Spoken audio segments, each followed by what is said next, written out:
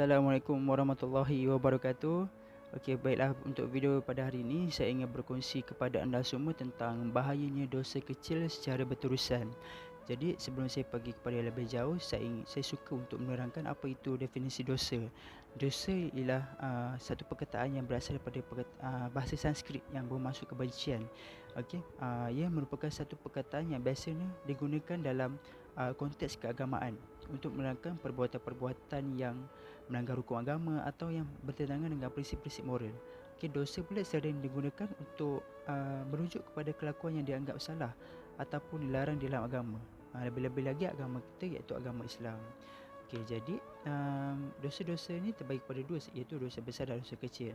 Okey, seperti contoh, dosa-dosa kecil ialah membazir, buang masa, melihat perkara yang lara, mendengar perkara yang melalaikan. Okey, manakala dosa besar pula ialah seperti syirik, membunuh, memakan harta anak yatim, riba dan berputus asa daripada rahmat Allah, itu juga salah satu daripada dosa besar. Okey, baiklah. Mengapa saya suka untuk katakan bahawa dosa-dosa kecil ni, jika kita biarkan ini berterusan, akan memudaratkan diri kita.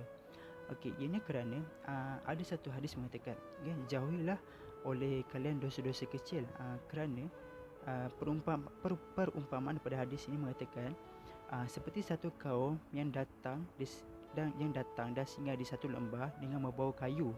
Okey, lalu datanglah seorang demi seorang ke roti tersebut.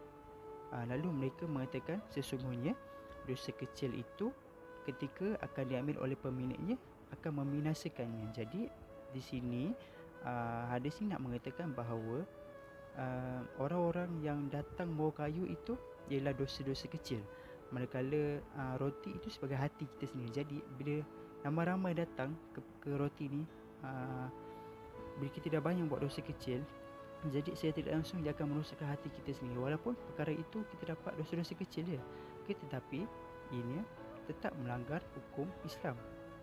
Cuma bezanya kecil ataupun besar je.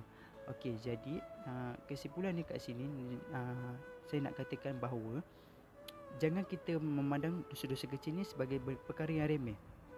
Jika kita tidak didik hati kita untuk kita berusaha membuang dosa-dosa kecil ataupun berhenti daripada melakukan dosa-dosa kecil, jadi kita risau lama-kelamaan kita akan terbiasa.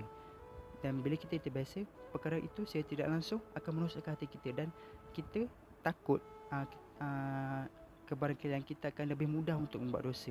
Okey, lagi takut bila kita lebih senang untuk membuat dosa-dosa besar. Sebab apa? Sebab kita dah terbiasa buat dosa kecil. Jadi kita dah anggap tak apalah, aku dah biasa buat dosa kecil, nak juga buat dosa besar. Jadi itu bahaya. Jadi maksudnya hati kita dah rosak kat situ. Jadi sama-samalah kita berubah ke arah kebaikan supaya